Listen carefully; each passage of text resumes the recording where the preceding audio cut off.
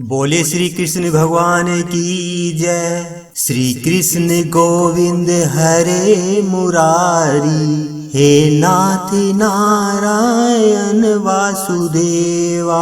श्री कृष्ण गोविंद हरे मुरारी, हे नाथ नारायण वासुदेवा। पितु मात स्वामी सखा हमारे, हे नाथ नारायण वासुदेवा। बोलिए श्री कृष्ण भगवान की जय। आज हम इस वीडियो में कार्तिक मास के महात्म का 20वां और 21वां अध्याय प्रस्तुत कर रहे हैं। राजा पृथु ने अब उत्सुकता पूर्वक नारद जी से पूछा, हे देवर्षि नारद जी, इसके बाद युद्ध में क्या हुआ तथा वह दैत्य जलंधर किस प्रकार मारा गया?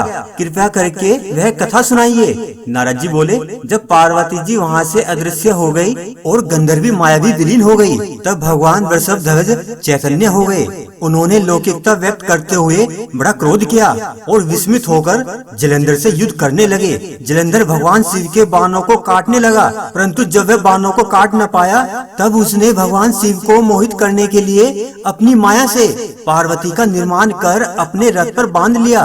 तब अपनी प्रिय पत्नी पार्वती को इस प्रकार कष्ट में पड़ा हुआ देखकर भगवान शंकर जी लौकिक लीला दिखाते हुए व्याकुल हो गए। भगवान शिव शंकर जी ने भयंकर रौद्र रूप धारण कर लिया।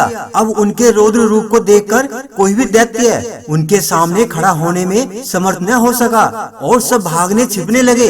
यहाँ तक कि शुंभ निशुंभ भी समर्थ न रहे। शिव जी ने शुंभ निशुंभ को साफ देकर बड़ा धिक्कारा और कहा, तुम दोनों ने मेरा बड़ा अपराध किया है। तुम युद्ध से भाग रहे हो, भागते हुए को मारना पाप है, इसलिए मैं तुम्हें नहीं मारूंगा, परंतु महागौरी तुमको अवश्य मारेगी।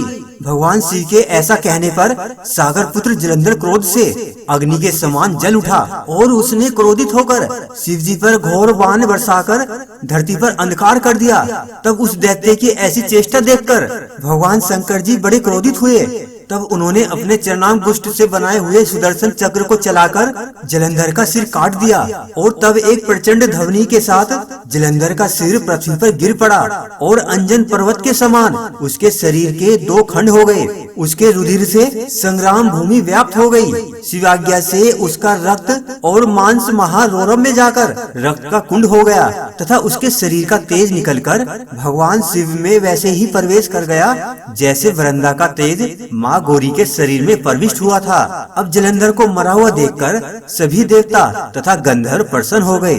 तो इस प्रकार से यहाँ कार्तिक मास के महात्म का 20वां अध्याय पूर्ण होता है। चलिए अब शुरू करते हैं कार्तिक मास के महात्म का 21वां अध्याय। जलंधर की मृत्यु के पश्चात अब ब्रह्मा जी तथा सभी देवता नतमस्तक होकर भगवान शिव की स्तुति करने लगे और उन्होंने कहा, हे देवादिदेव, आप प्रकृति से परे पार ब्रह्म और परमेश्वर हैं। आप निर्गुण निर्विकार व सर्वेश्वर होकर भी नित्य अनेक प्रकार के कर्मों को करते हैं।